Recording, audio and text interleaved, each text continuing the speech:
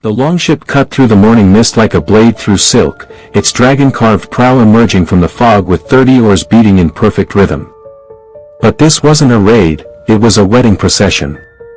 On the deck, bound with iron chains and gagged with rough cloth, sat 12 young women whose only crime had been living in the wrong village at the wrong time. Their tears mixed with the salt spray as they realized they weren't prisoners of war, but wedding gifts for a Viking chieftain's bride. The woman who would receive them stood on the rocky shore, her golden hair braided with bones and her blue eyes as cold as the northern sea. She wasn't a victim in this nightmare, she was its architect. In 3 days, she would marry Jarl Eric the Blood Axe, and according to ancient tradition, her wedding celebration would require blood, screams, and sacrifices that would make the gods themselves take notice. This wasn't the romantic Viking wedding you've seen in movies or read about in sanitized history books. This was the brutal reality of Norse marriage customs, where love was weakness, violence was virtue, and the wedding night was just the beginning of a celebration that would leave the ground soaked in blood and the air thick with smoke from burning offerings. Welcome to Scandalous Pasts, where we uncover the shocking truths hidden behind history's most romanticized legends. Today, we're diving into the terrifying reality of Viking weddings, ceremonies that combined marriage with human sacrifice, political alliances with ritualized torture, and celebration with systematic brutality that would haunt survivors for the rest of their lives. Before we sail into these dark waters, make sure to hit that subscribe button so you never miss our journeys into history's most scandalous secrets. Now, let's step into a world where wedding vows were sworn over fresh corpses, where marriage beds were built on foundations of bones, and where saying, "I do," meant accepting a lifetime of beautiful savagery. Hashtag the blood price of alliance. In the frozen fjords of medieval Scandinavia, marriage was never about romance, it was about survival, power, and the sacred duty to honor the gods through spectacular displays of violence. Viking weddings weren't celebrations of love, but carefully orchestrated demonstrations of strength that served multiple purposes, forging political alliances, appeasing bloodthirsty deities, and establishing the bride and groom's worthiness to rule through their willingness to spill innocent blood. The planning for a Viking wedding began months before the ceremony, not with flower arrangements and guest lists, but with raids specifically designed to capture the human sacrifices that would make the celebration worthy of divine attention. These weren't random acts of violence, they were sacred missions that required careful timing, strategic planning, and the blessing of the gods themselves. The bride's family was responsible for providing what the Norse called wedding silver, not coins or jewelry, but living human beings who would be offered to the gods during the ceremony. The number of sacrifices reflected the family's wealth and status.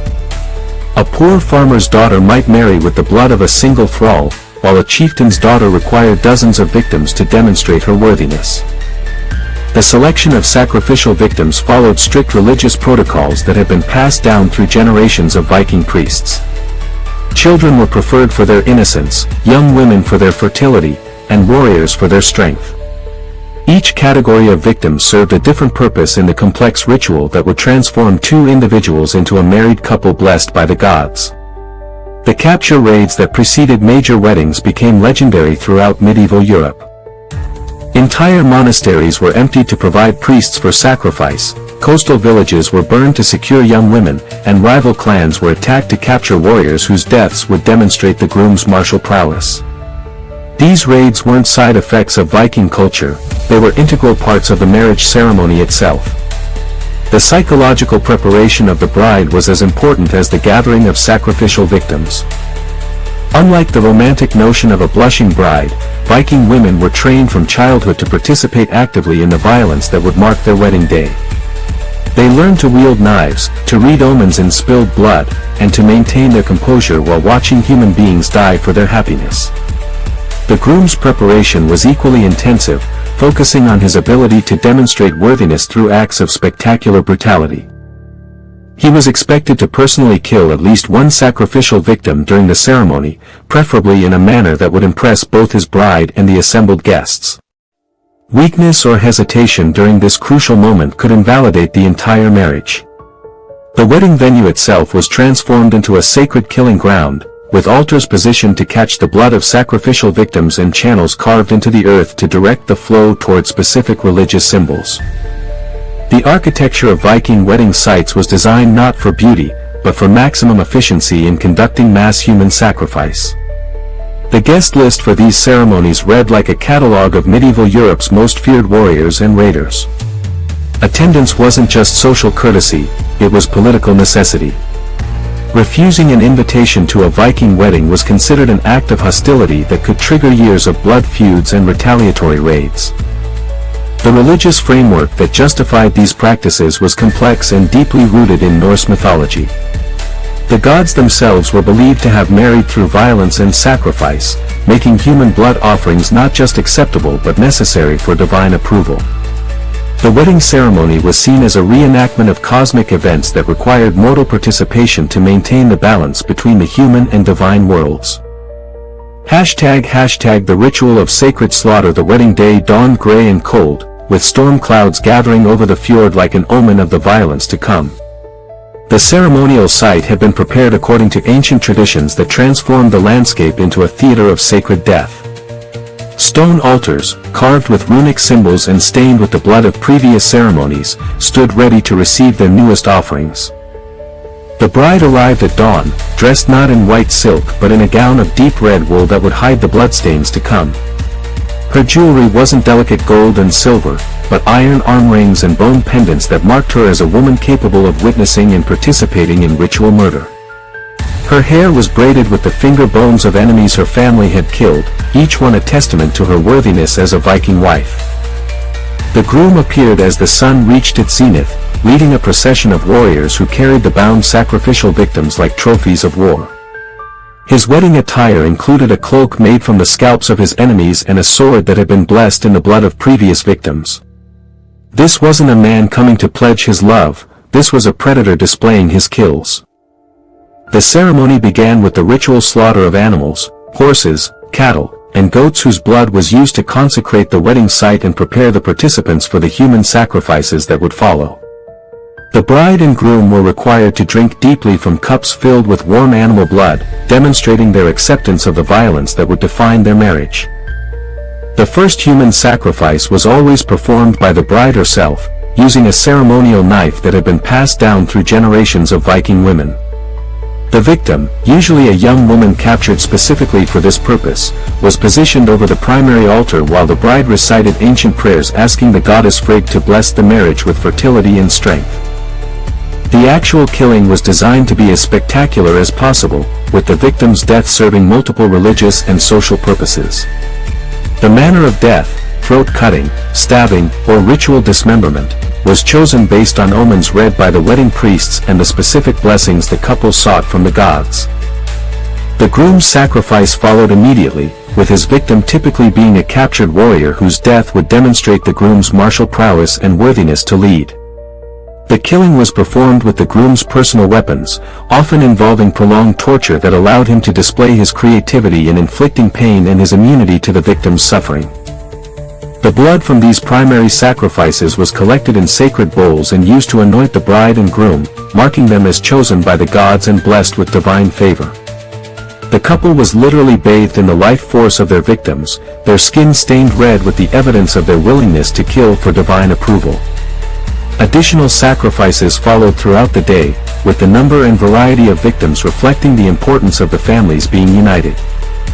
Children were burned alive as offerings to ensure the couple's fertility, elderly prisoners were hanged from sacred trees to honor Odin, and captured priests were drowned in sacred pools to demonstrate the superiority of Norse gods over Christian deities. The wedding guests were expected to participate actively in the slaughter, with each family bringing their own victims to contribute to the collective offering. The ceremony became a competition to see who could devise the most creative and spectacular methods of killing, with particularly impressive deaths earning praise from the assembled warriors and priests. The bride and groom exchanged vows not over flowers or rings, but over the still-warm corpses of their victims. Their promises to each other were sworn in the presence of death, with the understanding that their marriage was consecrated by blood and would be sustained by continued violence throughout their lives together.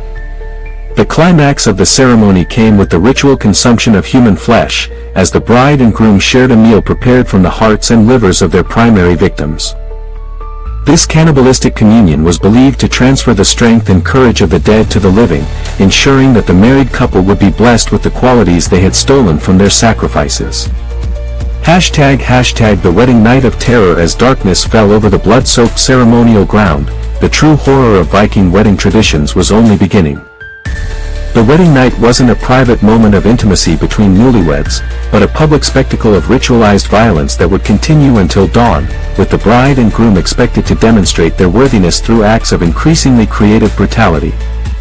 The marriage bed had been constructed not in a private chamber, but in the center of the ceremonial site, surrounded by the corpses of the day's sacrificial victims.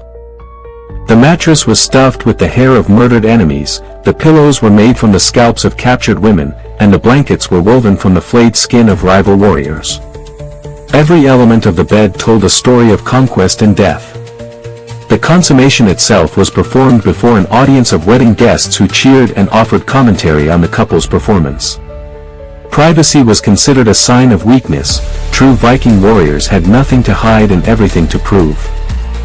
The bride and groom were expected to demonstrate their passion while surrounded by the evidence of their capacity for violence.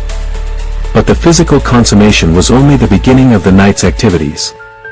The couple was required to participate in additional sacrificial rituals throughout the night, with each act of violence serving to strengthen their bond and demonstrate their continued worthiness to the gods.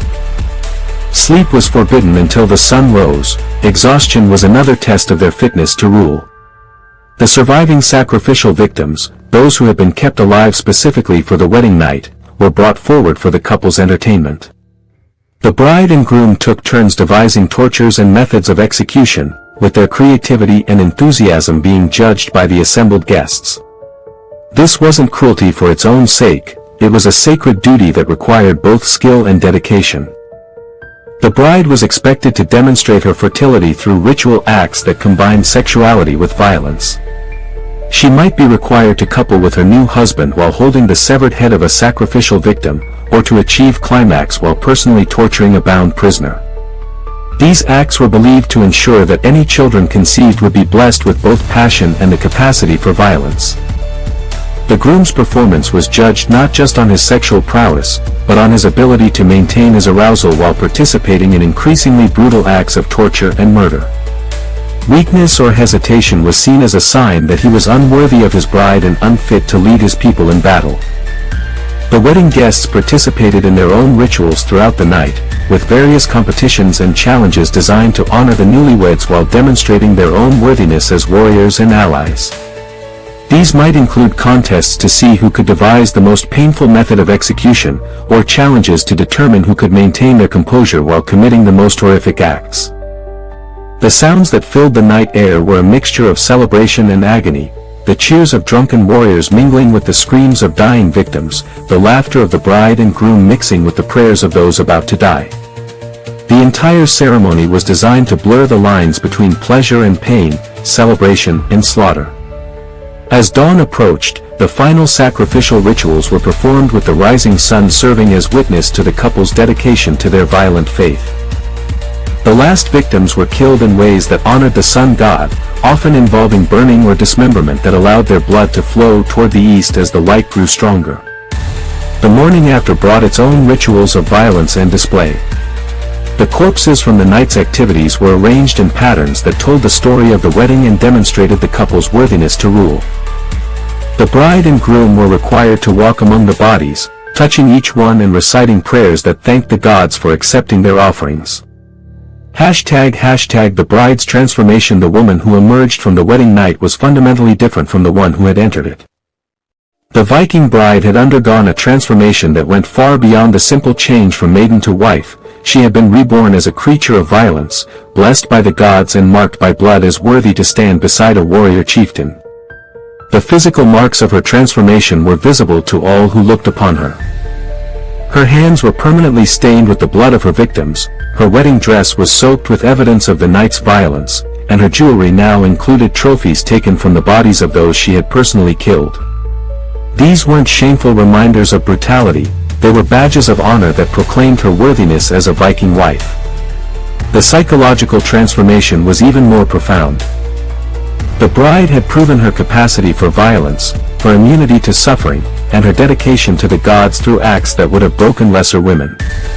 She had looked into the eyes of dying victims, felt their blood on her hands, and heard their final screams without flinching. This experience marked her as someone who could be trusted with the responsibilities of leadership and motherhood in a culture that valued strength above all else. Her relationship with her new husband was now founded not on romantic love, but on shared participation in sacred violence. They had killed together, tortured together, and consumed human flesh together. Their bond was sealed not with rings or vows, but with the blood of innocence and the approval of bloodthirsty gods.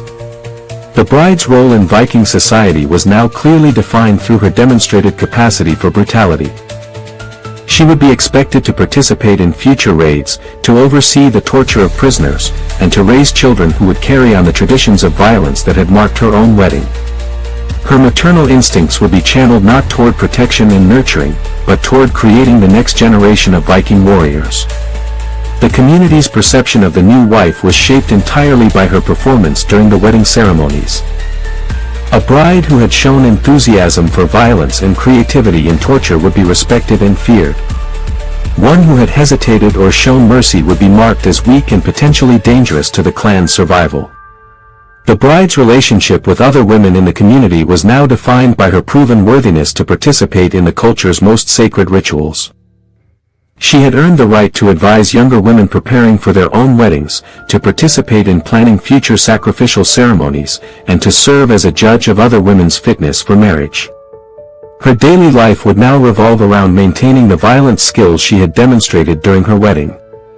She would practice with weapons, study the arts of torture and execution, and participate in religious ceremonies that required the regular sacrifice of human victims. Violence wasn't something she had experienced once, it was now her profession and her sacred duty. ## The children of violence. The children born from these blood-soaked unions were raised not as innocent babes, but as future instruments of Viking expansion and divine will. From their first breath, they were immersed in a culture that celebrated violence, rewarded cruelty, and treated human life as a commodity to be traded for divine favor. The birth of a Viking child was itself marked by sacrificial rituals designed to ensure the infant's strength and dedication to the gods. Captured enemies were killed at the moment of birth, their blood used to anoint the newborn and mark them as chosen by the gods for a life of violence and conquest. The child's education began immediately, with lullabies that celebrated famous battles, toys made from the bones of enemies, and bedtime stories that glorified the most brutal acts of their ancestors. They learned to associate violence with love, cruelty with strength, and the suffering of others with divine approval. As they grew, these children were gradually introduced to the realities of Viking life through carefully planned exposure to torture and execution. They watched prisoners being killed, learned to identify different methods of causing pain, and were taught to see human suffering as entertainment rather than tragedy. The ultimate test of a Viking child's worthiness came when they were required to participate personally in sacrificial rituals, usually around the age of 12 or 13. This wasn't optional. Children who refused or showed excessive mercy were considered unfit for Viking society and might themselves become sacrificial victims. The cycle of violence that had marked their parents' wedding was thus perpetuated through each new generation, ensuring that Viking culture would continue to produce warriors capable of the brutality that their gods demanded and their enemies feared. ## The price of resistance. Not every bride accepted her role in these horrific ceremonies without resistance, and the fates of those who refused to participate serve as grim reminders of the consequences of defying Viking traditions. These women discovered that in a culture built on violence, mercy was not just weakness, it was treason against the gods themselves. Some brides attempted to flee before their wedding ceremonies, but escape was nearly impossible in the tight-knit communities of medieval Scandinavia. Those who were recaptured faced punishments designed not just to ensure their compliance, but to serve as examples for other women who might consider similar resistance. The most common punishment for a reluctant bride was to be designated as a sacrificial victim at her own wedding, with her death serving as an offering to ensure that future brides would be more cooperative. Her family would be required to find a replacement bride who would demonstrate proper enthusiasm for the violent rituals. Other forms of resistance were met with creative punishments that reflected the Viking appreciation for spectacular cruelty. Brides who refused to participate in sacrificial killings might be forced to watch as their own family members were tortured and executed. Those who showed mercy to victims might be subjected to the same tortures they had tried to prevent. The psychological pressure to conform was enormous, as every woman understood that her survival depended on her willingness to participate enthusiastically in acts that violated every natural instinct toward compassion and mercy. The choice was simple: become a monster or become a victim. ## The legacy of sacred brutality. The Viking wedding traditions that combined marriage with mass murder left a legacy that extended far beyond medieval Scandinavia, influencing European attitudes toward violence, marriage, and the relationship between religious faith and brutal behavior for centuries to come. The normalization of violence within the context of sacred ceremony created cultural patterns that persisted long after the Viking Age ended. The idea that brutality could be not just acceptable but holy when performed in the right context influenced everything from medieval crusades to colonial conquests. The treatment of women as both participants in and victims of ritualized violence established patterns of gender relations that emphasized female complicity in male brutality. Viking wives weren't just victims of their husband's violence, they were active participants who were expected to match their partner's capacity for cruelty. The psychological techniques developed for breaking down resistance to participating in mass murder found applications in military training, religious indoctrination, and political control throughout European history. The Viking understanding of how to transform ordinary people into willing participants in atrocity became a template for future systems of organized violence. The religious framework that justified these practices, the idea that gods demanded human sacrifice and that violence was a form of worship, influenced the development of European Christianity in ways that are still visible today. The concept of redemptive violence, the glorification of martyrdom, and the treatment of warfare as holy crusade all bear traces of Viking influence. Modern archaeological discoveries continue to reveal the extent of Viking sacrificial practices, with mass graves near wedding sites providing physical evidence of the systematic brutality that marked these ceremonies. These findings force us to confront the reality that some of history's most romanticized cultures were built on foundations of unimaginable cruelty. And there you have it, the horrifying truth behind Viking wedding traditions that transformed celebrations of love into festivals of death. What we've uncovered isn't the romanticized Norse culture of popular media, but a civilization that built its most sacred ceremonies around systematic brutality and mass murder. These Viking weddings reveal how religious belief can be twisted to justify the most horrific acts, how entire cultures can normalize violence through ritual and tradition, and how the most intimate human experiences can be weaponized for political and spiritual purposes. Perhaps most disturbing is how these practices created cycles of violence that perpetuated themselves through generations, with each wedding producing children who would grow up to repeat the same horrific patterns with their own families. What aspect of these Viking wedding nightmares shocked you the most? The systematic human sacrifice, the transformation of brides into willing participants in murder, or the way an entire culture celebrated brutality as divine worship? Share your thoughts in the comments below. If this journey into the dark heart of Norse culture captivated you, make sure to hit that like button and subscribe to Scandalous Pasts for more shocking revelations from history's bloodiest traditions. Ring that notification bell so you never miss our deep dives into the scandals that shaped our world. Remember, the stories we tell here at Scandalous Pasts are fictional tales that may draw inspiration from real historical events and human nature, but they are crafted for entertainment and reflection rather than historical fact. Until next time, keep questioning the romanticized versions of history, and remember, sometimes the most celebrated cultures hide the darkest secrets beneath their legendary reputations.